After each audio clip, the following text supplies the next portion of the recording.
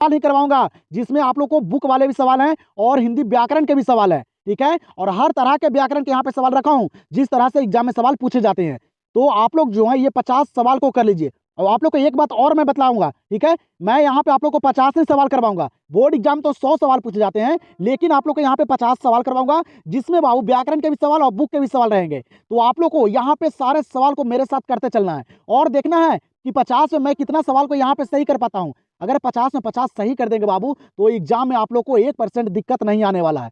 तो ज्यादा वक्त नहीं लेंगे और करते हैं हम लोग शुरू, और करते हैं ये हिंदी के इंपॉर्टेंट क्लास को। और आप लोग के पास अगर वक्त होगा तभी इस क्लास को कीजिएगा बाबू, क्योंकि इस क्लास में व्याकरण वाले इंपॉर्टेंट सवाल को और बुक के इंपॉर्टेंट सवाल को मैं शामिल किया हूँ, ठीक है। तो चलिए करते हैं शुरू और करते हैं हिंदी के कुछ इंपॉर्टेंट सवाल को।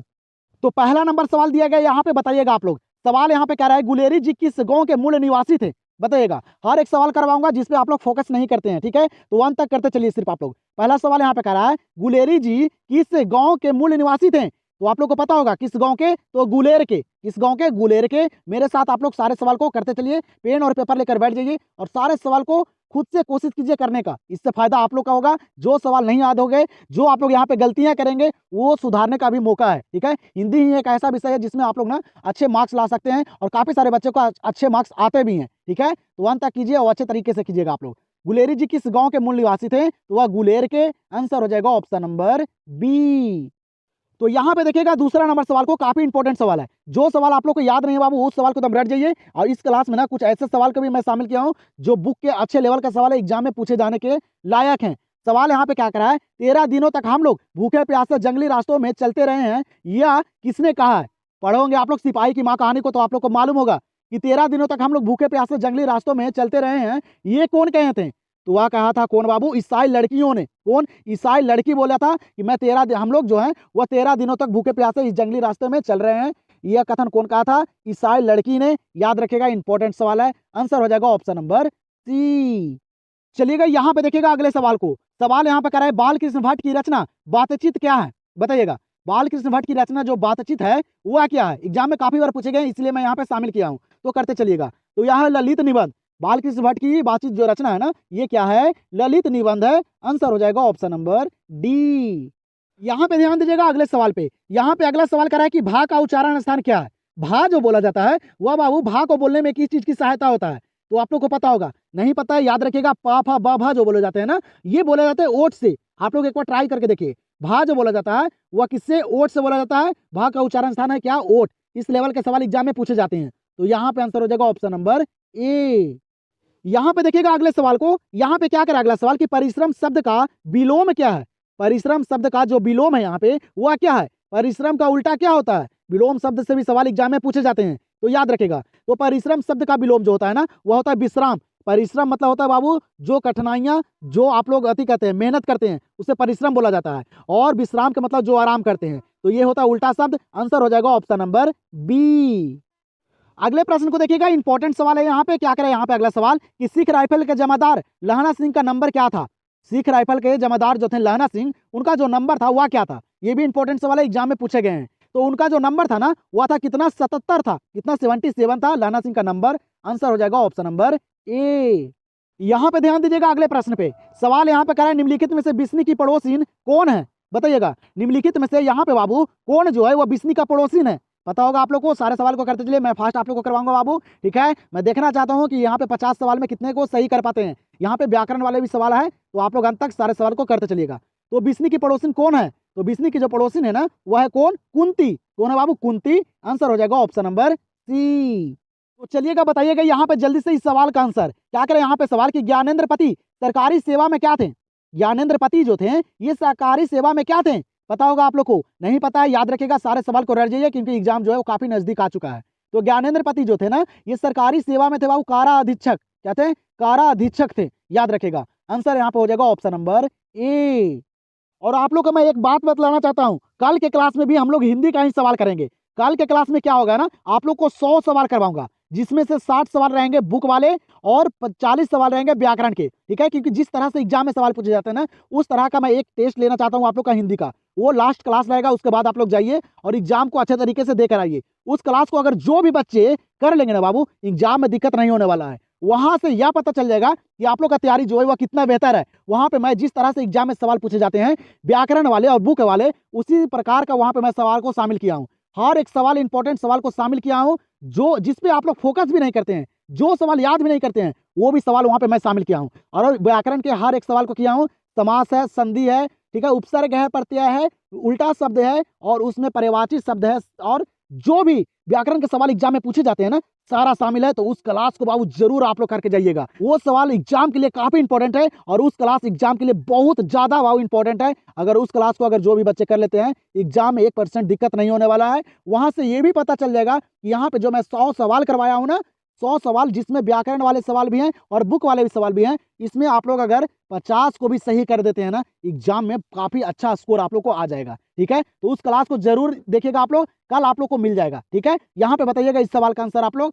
सवाल यहाँ पे कह रहा है जायसी थे, मलिक मोहम्मद जायसी जो थे वह क्या थे, तो आप लोग को पता भी होगा, ये थे फकीर। क्या थे? फकीर थे। आंसर हो जाएगा ऑप्शन नंबर सी। चलिए यहाँ पे बताइए आप लोग इस सवाल का आंसर। ठीक है, यहाँ पे मैं आसान से सवाल ही करवा रहा हूँ। उस क्लास में ना काफी इंपॉर्टेंट सवाल और काफी हार्ड लेवल के सवाल को मैं शामिल किया हूँ, तो उस क्लास को जरूर देखेगा। यहाँ पे बताइए जल्दी से, सवाल करें कवितावली के रचनाकार हैं, कई बार ये सवाल पूछे भी गए हैं, तो याद रखेगा कवितावली के जो रचनाकार है ना, वह है कौन? तो तुलसीदास है। कौन है? तुलसीदास, याद रखेगा। आंसर हो जाएगा ऑप्शन नंबर बी। चलिएगा, तो बताइएगा आप लोग यहाँ पे अगले सवाल को क्या करें। यहाँ पे अगला सवाल की बातचीत के माध्यम से बाल कृष्ण भट्ट क्या बतलाना चाहते हैं। बातचीत के माध्यम से बाल कृष्ण भट्ट जी हैं वह क्या बतलाना चाहते हैं, इंपॉर्टेंट सवाल है, बताइएगा। तो वह क्या बतलाना चाहते हैं? तो बातचीत की शैली, क्या बातचीत की शैली बतलाना चाहते हैं बातचीत के माध्यम से। कौन? तो बाल कृष्ण भट्ट जी। आंसर हो जाएगा ऑप्शन नंबर ए। यहाँ पे बताइएगा इस सवाल का आंसर। सवाल यहाँ पे कह रहा है कि तांबा शब्द कौन संज्ञा है। सवाल क्या करें यहाँ पे, तांबा शब्द जो है ये कौन संज्ञा है, बताइएगा। तो आप लोग को पता होगा तांबा जो है ना, ये द्रव्यवाचक संज्ञा है, क्योंकि ये मापा या तौला जाता है इसको। ठीक है, मापा या तौला जाता है, उसको क्या बोला जाता है? द्रव्यवाचक संज्ञा। आंसर यहाँ पे हो जाएगा ऑप्शन नंबर बी। यहाँ पे देखिएगा इस सवाल को क्या करें। यहाँ पे सवाल की पुत्र वियोग शीर्षक कविता किसकी रचना है। पुत्र वियोग शीर्षक कविता जो है यह किनकी रचना है। और उस क्लास में बाबू लेखक और चैप्टर को भी मैं शामिल नहीं किया हूँ, सारे बुक का सवाल है। ठीक है, लेखक और चैप्टर का मैं करवा दिया था, तो उस क्लास में आप लोग के लिए एक भी सवाल लेखक और चैप्टर से नजर नहीं आएगा। बताइएगा पुत्र वियोग शीर्षक कविता किसकी रचना है, तो ये आप लोग को पता भी होगा, सुभद्रा कुमारी चौहान का। इनकी सुभद्रा कुमारी चौहान का। आंसर हो जाएगा ऑप्शन नंबर बी। यहाँ पे ध्यान दीजिएगा अगले सवाल पे क्या करें। यहाँ पे अगला सवाल, ओ सदा नीरा निबंध बिहार के किस क्षेत्र की संस्कृति पर लिखी गई है। वो सदा नीरा निबंध जो है ये बिहार के किस क्षेत्र की संस्कृति पर लिखी गई है, पता होगा आप लोग को। तो ये लिखी गई है चंपारण पे। किस पे? चंपारण पे। आंसर हो जाएगा ऑप्शन नंबर डी। यहाँ पे देखिएगा ये सवाल समास से पूछा गया है। सवाल यहाँ पे कह रहा है कि बिना पानी शब्द में कौन समास है। बिना पानी शब्द में कौन समास है, पता होगा आप लोग को। जिसका अर्थ निकले ना बाबू, वह कौन सा समास होगा, तो वह बहुब्रीहि समास। बिना पानी जो है ये किसका अर्थ है, तो ये सरस्वती माता का अर्थ है। ठीक है, याद रखेगा। तो आंसर यहाँ पे हो जाएगा ऑप्शन नंबर डी। और बोर्ड एग्जाम में बाबू मुहावरा से भी सवाल पूछे जाते हैं। ठीक है, तो इस क्लास में तो थोड़ा कम ही सवाल हैं, लेकिन जो कल के क्लास दूंगा ना, उसमें काफी सारे सवाल है मुहावरे के। और जिस तरह से सवाल पूछे जाते हैं ना, हर एक व्याकरण के सवाल को शामिल किया हूँ।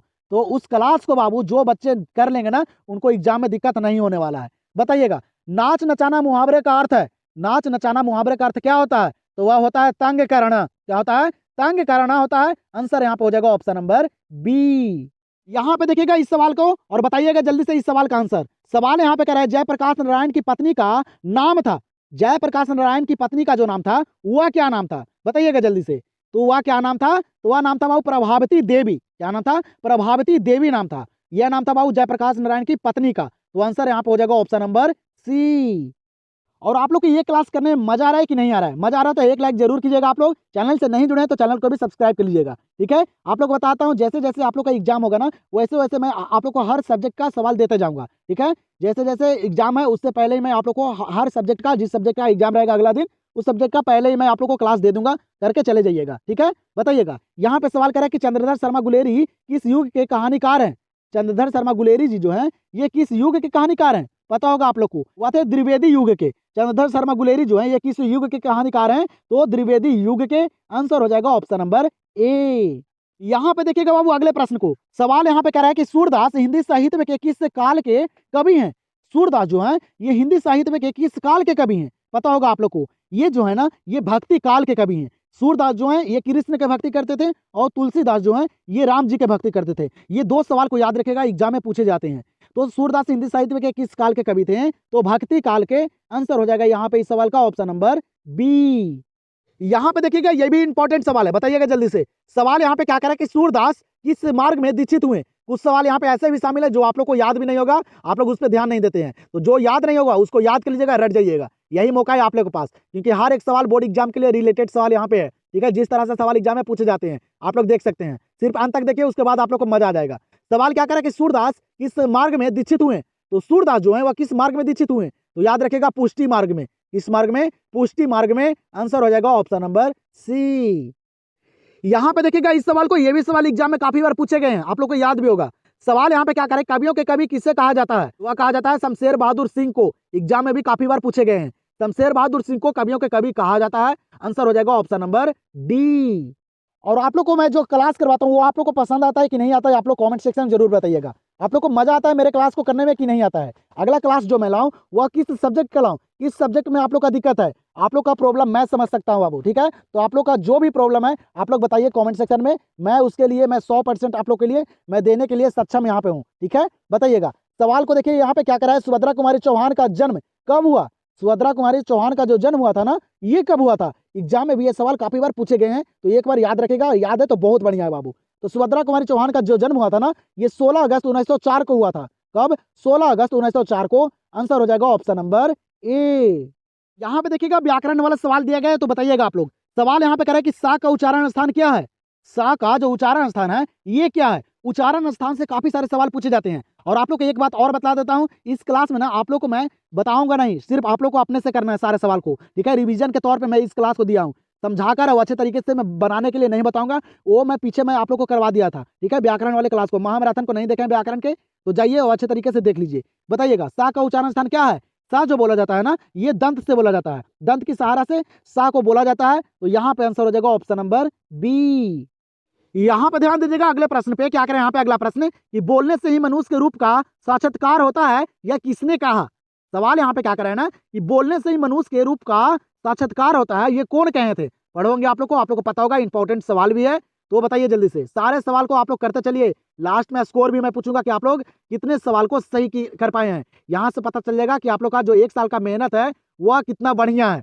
बोलने से ही मनुष्य के रूप का साक्षात्कार होता है, यह किसने कहा? याद रखेगा बेन जॉनसन ने। वो कहे थे, बेन जॉनसन कहे थे। आंसर हो जाएगा ऑप्शन नंबर बी। यहाँ पे ध्यान दीजिएगा अगले प्रश्न पे। सवाल यहाँ पे कह रहा है कि दूसरे पद में तुलसी ने अपना परिचय किस रूप में दिया है?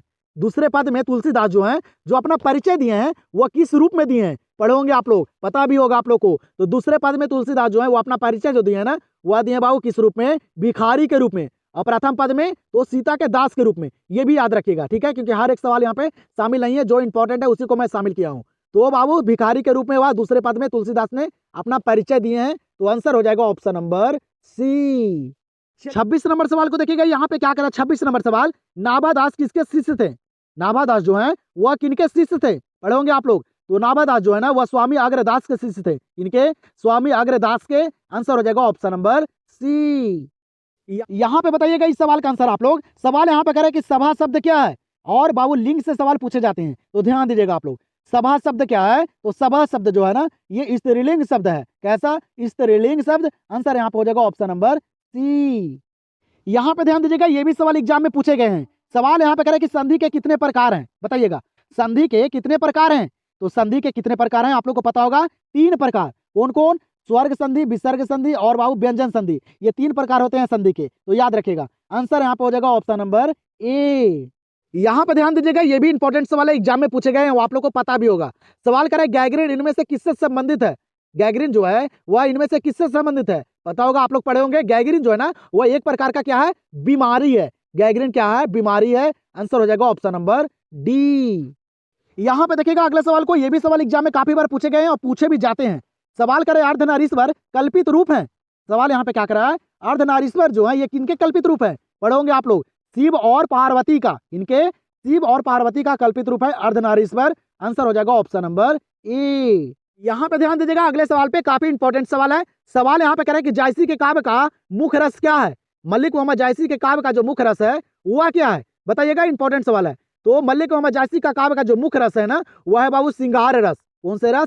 श्रृंगार रस। ये मल्लिक मोहम्मद जायसी का मुख्य रस है, याद रखिएगा, इंपॉर्टेंट सवाल है। तो यहाँ पे आंसर हो जाएगा ऑप्शन नंबर बी। चलिएगा यहाँ पे ध्यान दीजिएगा, अगले सवाल पे। इंपॉर्टेंट सवाल है, आसान सा सवाल है, और लेकिन बुक का सवाल है। बताइएगा आप लोग, सवाल यहाँ पे कह रहा है सुरेंद्र सिंह किसका पोता था? सुरेंद्र सिंह किसका पोता था? सारे सवाल को करते चलिए। बताइएगा सुरेंद्र सिंह किसका पोता था? तो ये सुखदेव सिंह त्यागी के पोता था। इनके सुखदेव सिंह त्यागी के। आंसर हो जाएगा ऑप्शन नंबर ए। और जो मैं क्लास आप लोग को कल दूंगा ना हिंदी के, वो काफी इंपॉर्टेंट है बाबू। उसमें व्याकरण वाले सवाल काफी सारे हैं, इसमें तो काफी कम है, लेकिन उस क्लास में काफी सारे व्याकरण वाले सवाल हैं। यहाँ पे बताइएगा आप लोग इस सवाल का आंसर। लड़ाका शब्द में प्रत्यय क्या है? लड़ाका में प्रत्यय क्या है? प्रत्यय भी सवाल एग्जाम में पूछे जाते हैं, आप लोग को आता भी होगा। तो करते चलिए सारे सवाल को, और देखिए कि कितने सवाल को गलती करते हैं यहाँ पे। ठीक है, यही मौका है, सुधार हो जाएगा अभी। बताइएगा लड़ाका शब्द में प्रत्यय क्या है? तो लड़ाका शब्द का जो प्रत्यय है ना, वह है क्या? आका। क्या है? आका। लड़ाका में जो अंत में आ रहा है, क्या आ रहा है? आका आ रहा है। आंसर हो जाएगा ऑप्शन नंबर ए। अगले सवाल को देखिएगा, यहाँ पे उपसर्ग से सवाल पूछा गया है। सवाल यहाँ पे कह रहा है कि भारपेट शब्द में उपसर्ग क्या है? सवाल क्या कर रहा है कि भारपेट शब्द में जो उपसर्ग है वह क्या है? तो बताइएगा जल्दी से। तो भारपेट शब्द में उपसर्ग क्या आ जाएगा? आप लोग को पता होगा। उपसर्ग बनाने के लिए भी मैं आप लोग को बता दिया हूँ। महामैराथन क्लास को देखिए और सारे सवाल को कंप्लीट कर लीजिए कि किस तरह से बाबू व्याकरण के सवाल को करना रहता है, किस तरह से बनाना रहता है। उस क्लास में मैं अच्छे तरीके से आप लोग को बता दिया हूँ। तो भारपेट शब्द में उपसर्ग क्या है? तो वह है भार। क्या है? भार। और पेट इधर अर्थ निकल रहा है, इसीलिए भार हो जाएगा। आंसर यहाँ पे हो जाएगा ऑप्शन नंबर ए। चलिएगा अगले सवाल को देखिएगा। यहाँ पे अगला सवाल यहाँ पे कह रहे हैं जयप्रकाश नारायण को भारत की जनता किस नाम से याद करती है? इंपॉर्टेंट सवाल है, एग्जाम में भी काफी बार पूछे गए हैं। तो बताइएगा जल्दी से, जयप्रकाश नारायण को भारत की जो जनता है वह किस नाम से याद करती है, किस नाम से पुकारती है? इंपॉर्टेंट सवाल है, बताइए जल्दी से आप लोग। तो भारत की जनता जो है ना, वह जयप्रकाश नारायण को किस नाम से पुकारती है? तो लोकनायक के नाम से। किस नाम से? लोकनायक के नाम से। आंसर हो जाएगा ऑप्शन नंबर सी। यहाँ पे देखिएगा अगले सवाल को, इंपॉर्टेंट सवाल है लेकिन आसान सा सवाल है। सवाल यहाँ पे क्या कर रहा है कि मनुष्य की बातचीत का उत्तम तरीका क्या है? सारे बच्चों को याद भी होगा। मनुष्य की बातचीत का उत्तम तरीका जो है वह क्या है? तो वह क्या है? अवक होकर अपने से बातचीत करना। क्या है बाबू? अवक होकर अपने से बातचीत करना। यह मनुष्य की बातचीत का सबसे उत्तम और सर्वोत्तम तरीका है। आंसर हो जाएगा ऑप्शन नंबर डी। चलिएगा फिर यहाँ पे देखिएगा अगले सवाल को।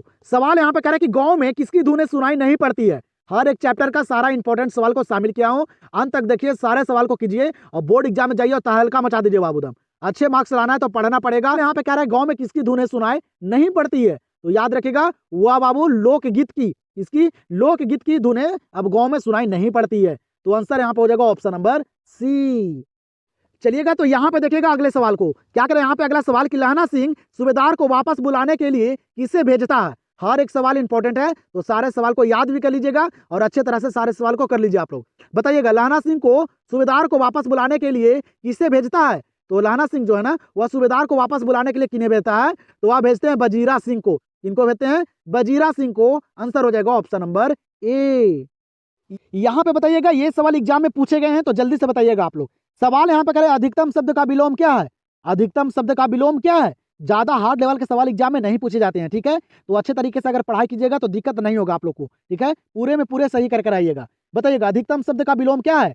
तो वह क्या है? न्यूनतम। अधिकतम मतलब ज्यादा और न्यूनतम मतलब कम होता है। तो आंसर यहाँ पे हो जाएगा ऑप्शन नंबर ए।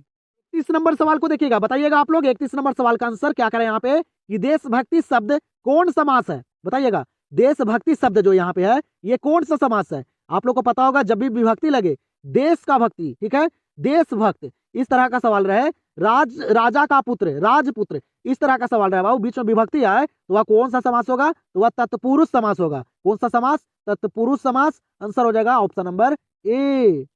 32 नंबर सवाल को देखिएगा, क्या करें यहाँ पे 32 नंबर सवाल कि गायक शब्द का स्त्रीलिंग रूप क्या होगा? बताइएगा गायक शब्द का जो स्त्रीलिंग रूप होगा वह क्या होगा? इंपॉर्टेंट सवाल है, बताइए बताइए, देखते हैं कितने बच्चों को पता है बाबू। यहाँ पे ऑप्शन को पढ़िए, ठीक है, सारे ऑप्शन एक जैसा नजर आएंगे, अच्छे तरह से याद रखिएगा, ध्यान दीजिएगा तो दिक्कत नहीं होगा। तो गायक शब्द का स्त्रीलिंग रूप क्या होगा? तो गायिका होगा। ये नहीं कि गायकी करके आ जाना, ठीक है, गलती हो जाएगा बाबू। गायक शब्द का स्त्रीलिंग रूप जो होगा वह होगा गायिका। आंसर हो जाएगा यहाँ पे ऑप्शन नंबर बी। यहाँ पे देखिए 43 नंबर सवाल को, क्या करें 43 नंबर सवाल, देवता शब्द क्या है? बताइएगा देवता शब्द जो यहाँ पे दिया गया है ये बाबू क्या है? पुल्लिंग है, स्त्रीलिंग है, उभयलिंग है? आप लोग को मालूम होगा देवता शब्द जो है ना ये कैसा शब्द है? तो पुल्लिंग शब्द है, और देवता का स्त्रीलिंग होता है बाबू देवी, ठीक है, ध्यान दीजिएगा। आंसर यहाँ पे क्या हो जाएगा? Option number A. और आप लोग को बाबू वीडियो पसंद आ रहा तो वीडियो को लाइक करना नहीं भूलेगा आप लोग, ठीक है। आप लोग के लिए इतना मेहनत करता हूँ। कमेंट सेक्शन में जरूर अपना राय बताइएगा कि आप लोग को वीडियो कैसा लगा, मजा आया कि नहीं आया, ठीक है। यहाँ पे देखिएगा अगले सवाल को क्या करा है कि निम्नलिखित में से कौन शब्द अशुद्ध है। अशुद्ध शब्द यहाँ पे कौन है बताइएगा, ऑप्शन को पढ़िए और बताइए जल्दी से। अशुद्ध यहाँ पे कौन लिखा गया है, तो बीना।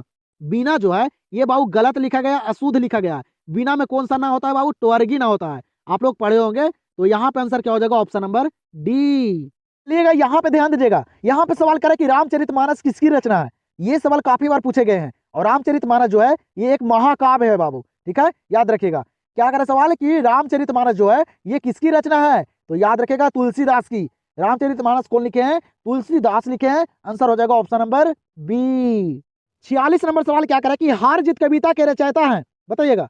हार जीत कविता जो है आप लोग का, उसका जो लेखक है वह कौन है बताइएगा। घुमा घुमा के सवाल एग्जाम में पूछे जाते हैं, सिर्फ आप लोग अच्छे तरीके से बाबू ध्यान से अगर सवाल को पढ़िएगा और समझने का कोशिश कीजिएगा तो आप लोग को दिक्कत नहीं होगा। कितना भी घुमा दे, ठीक है, दिक्कत नहीं होगा। उसको आप लोग एक बार अच्छे तरीके से सवाल को पढ़िएगा और ऑप्शन को पढ़िएगा, उसके बाद ही आंसर कीजिएगा, नहीं तो आप लोग गलती कर दीजिएगा एग्जाम में भी। बताइएगा हार जीत कविता के रचयिता है कौन, तो वह है बाबू अशोक वाजपेयी। कौन है, अशोक वाजपेयी जी हैं। आंसर हो जाएगा ऑप्शन नंबर ए। भूषण के प्रथम दंड में कौन सा रस है, तो भूषण के प्रथम दंड में कौन सा रस है, याद रखेगा वीर रस। कौन सा रस, वीर रस है। आंसर हो जाएगा ऑप्शन नंबर सी। चलिएगा तो यहाँ पे देखिएगा अगले प्रश्न को क्या करें। यहाँ पे अगला प्रश्न, अर्धनारीश्वर में किस गुण का समन्वय है। सारा इंपॉर्टेंट सवाल है, बताइएगा आप लोग। अर्धनारीश्वर में किस गुण का समन्वय है, आप लोग पढ़े होंगे अर्धनारीश्वर चैप्टर को पढ़े होंगे, आप लोग को पता होगा बाबू कि अर्धनारीश्वर में किस गुण का समन्वय है। याद रखेगा नारी और पुरुष दोनों के, किसके, नारी और पुरुष दोनों के समन्वय किया गया है अर्धनारीश्वर चैप्टर में। आंसर यहाँ पे हो जाएगा ऑप्शन नंबर सी। चलिएगा तो यहाँ पे अगला सवाल क्या करा है, काफी इंपॉर्टेंट सवाल है, एग्जाम में भी पूछे गए हैं। करे कि लेखक कितने वर्ष बाद मालती से मिलने आया था। लेखक जो है वह कितने वर्षों बाद बाबू मालती से मिलने आया था। याद रखेगा 4 वर्ष बाद। कितने वर्ष बाद, 4 वर्ष बाद आया था। आंसर यहाँ पे हो जाएगा ऑप्शन नंबर बी। तो यहाँ पे देखिएगा 50 नंबर सवाल को, जैसे कि मैं आप लोग को बता दिया था कि आज की इस क्लास में मैं आप लोग को 50 ही सवाल करवाऊंगा, तो आप लोग को यहाँ पे मैं 50 सवाल कंप्लीट करवा दिया हूँ, ठीक है। और कल के क्लास को आप लोग जरूर देखिएगा, उसमें 100 सवाल मैं करवाने वाला हूँ। जिस तरह से एग्जाम में सवाल पूछे जाते हैं, व्याकरण के सवाल और बुक के सवाल सारा शामिल है उसमें, काफी सारे, इसमें तो थोड़ा कम थे ना, उसमें काफी सारे शामिल है। तो कल के क्लास को आप लोग जरूर कीजिएगा, ठीक है। यहाँ पे बताइए इस सवाल का आंसर। कह रहा है कि तुलसीदास किस शाखा के कवि हैं। तुलसीदास जो है वह किस शाखा के कवि हैं, तो तुलसीदास जो है ना ये किस शाखा के कवि हैं, राम मार्गी शाखा के, क्योंकि ये राम जी के भक्ति करते थे, आप लोग को पता होगा। तो यहाँ पे आंसर क्या हो जाएगा, ऑप्शन नंबर ए। तो आप लोग अपना स्कोर जरूर बताइए बाबू, ठीक है। मैं देखना चाहता हूँ कि कितने बच्चे जो है यहाँ पे 50 में 50 सही कर पाए हैं, क्योंकि ये सारा सवाल इंपॉर्टेंट थे और आसान से सवाल थे, ठीक है। आप लोग को व्याकरण वाले भी सवाल काफी सारे यहाँ पे मैं करवाया हूँ और बुक वाले भी। तो यहाँ पे बताइए कि आप लोग 50 में कितने सवाल को सही कर पाए हैं। अपना स्कोर जरूर बताइएगा, इससे आप लोग को कहीं पता चलेगा कि आप लोग का तैयारी कितना बेहतर है। यहाँ पे अगर आप लोग पूरा में पूरा सही कर रहे हैं तो एग्जाम में भी आप लोग वही करके आइएगा, क्योंकि वहाँ भी ज्यादा हार्ड लेवल के सवाल नहीं पूछे जाते हैं, ठीक है। नॉर्मल ही सवाल पूछे जाते हैं और बुक का ही सवाल पूछे जाते हैं। तो अपना स्कोर आप लोग कमेंट में बताइए। तो हम लोग मिलते हैं अगले क्लास में। वीडियो पसंद आए तो वीडियो को लाइक कीजिएगा, चैनल से नहीं जुड़े चैनल को सब्सक्राइब कर लीजिए और कल के क्लास जरूर देखिएगा आप लोग।